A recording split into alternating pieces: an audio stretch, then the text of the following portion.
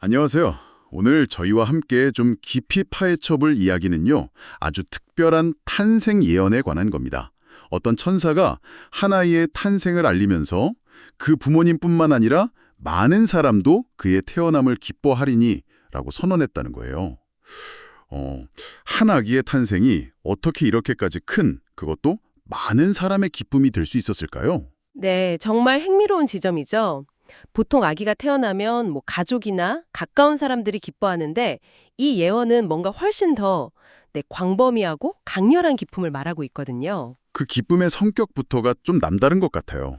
맞습니다. 예사롭지 않죠. 네, 단순한 기쁨이 아니라고 하던데요. 자료 보니까 원어로는 카라와 아갈리아시스라고 한다는데 이게 어느 정도의 기쁨인 건가요?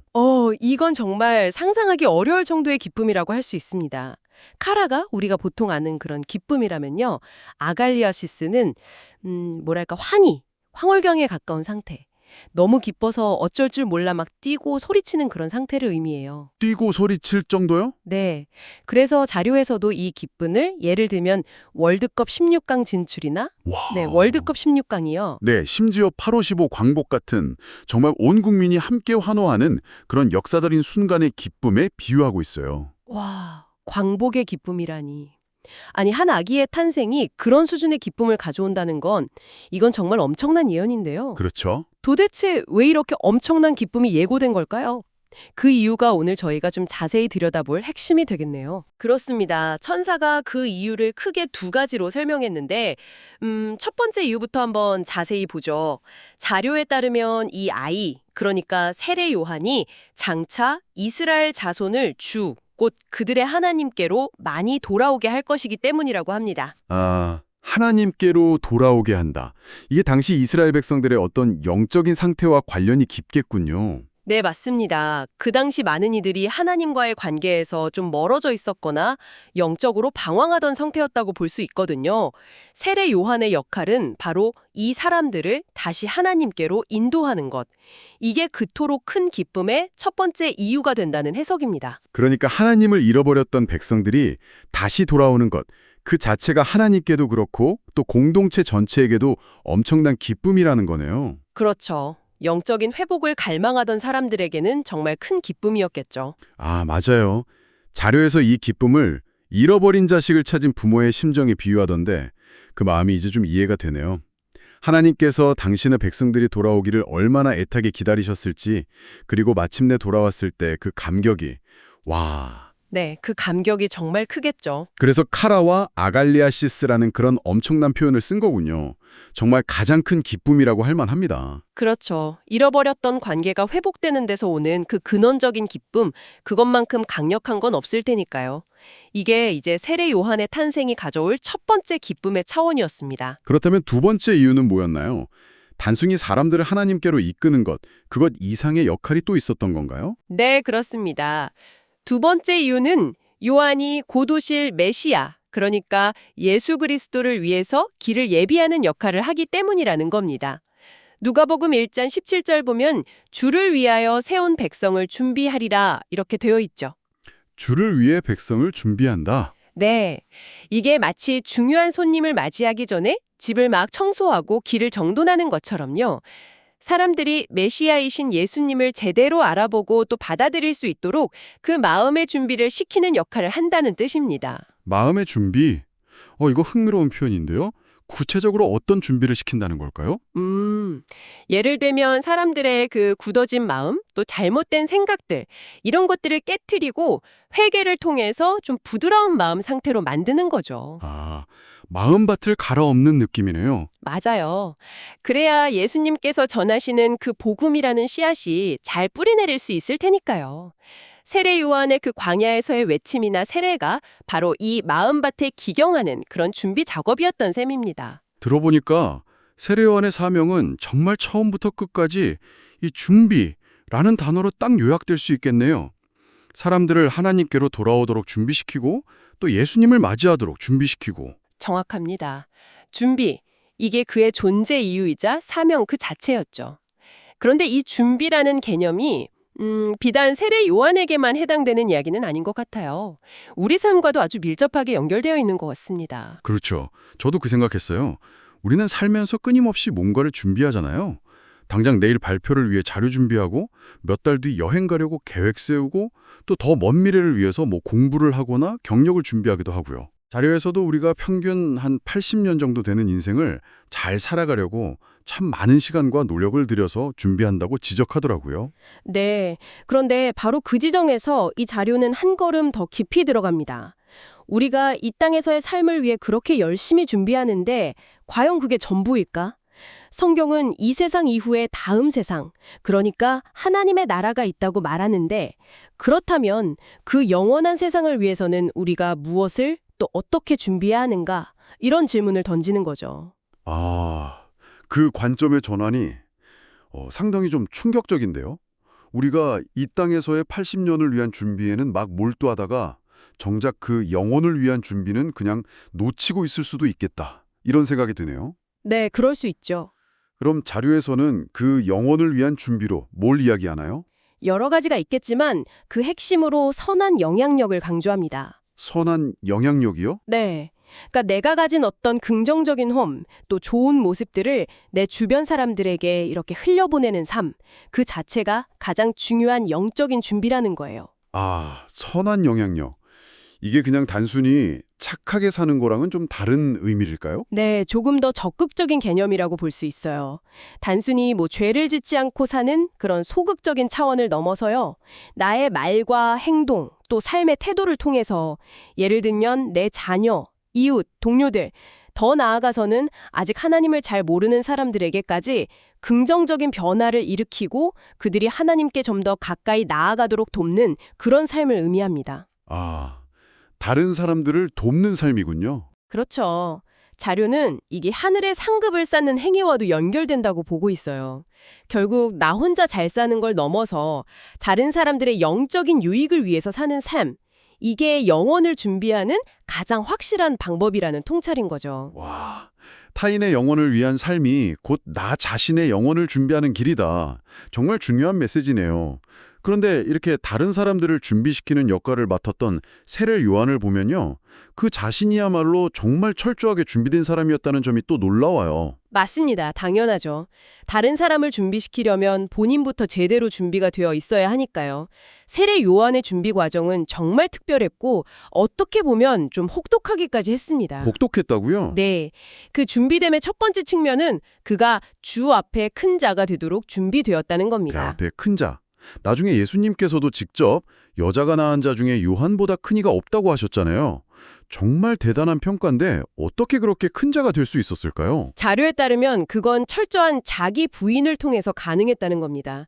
자신의 생각이나 어떤 욕심, 계획을 내세우는 게 아니라 오직 하나님의 뜻과 계획만을 온전히 따르고 이루는 삶을 살았기 때문이라는 거죠. 아, 자기를 부인하는 삶. 네.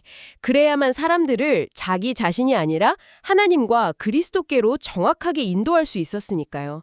그의 위대함은 결국 자신을 낮추고 하나님을 높이는 데서 비롯된 것이라고 할 수 있습니다. 자신을 비우고 하나님의 뜻으로 채우는 삶. 그것이 큰 자의 비결이었군요.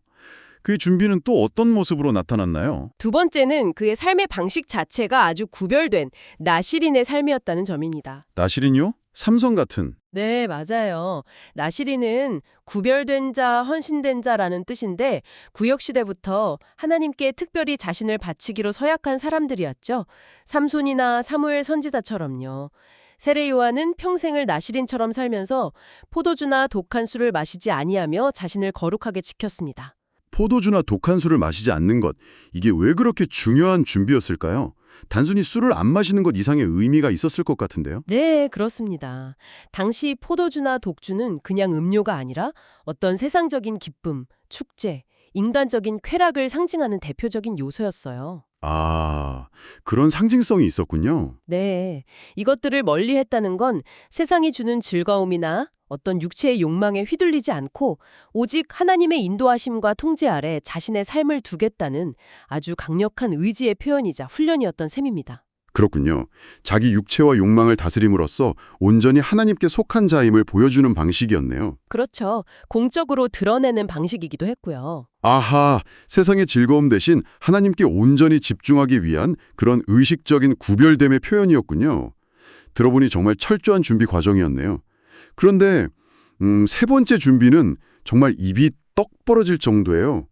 모태로부터 성령의 충만함을 받았다는 구절? 네, 맞아요. 태어나기도 전부터 성령 충만이라니 이건 정말 상상하기 힘든데요. 그렇죠. 보통 우리는 신앙생활을 하면서 성령 충만함을 막 간절히 구하고 또 때로는 그 상태를 경험하려고 노력하는데 세례 요한은 아예 태 속에서부터 그 상태로 시작했다는 거니까요. 와, 이건 하나님의 계획이 정말 얼마나 치밀하고 완전했는지를 보여주는 결정적인 증거라고 할 수 있습니다. 왜 하나님께서는 이렇게까지 특별한 방식으로 그를 준비시키셨을까요? 모태로부터 성령 충만이라니 그 이유가 정말 궁금해집니다. 그만큼 그의 사명이 아주 막중하고 중요했기 때문이라고 봐야겠죠. 주님의 길을 예비하고 수많은 사람을 하나님께로 돌이키는 그 메신저 역할을 해야 하는데 만약 요한에게 어떤 인간적인 약점이나 흠, 오류 같은 게 조금이라도 보였다면 어땠을까요? 사람들이 그의 메시지를 좀 의심하거나 받아들이기 어려웠을 수도 있겠네요. 저 사람 말은 좋은데 사는 건 좀 이런 식으로요? 바로 그겁니다. 메시지의 신뢰도는 메신저의 삶과 직결되니까요.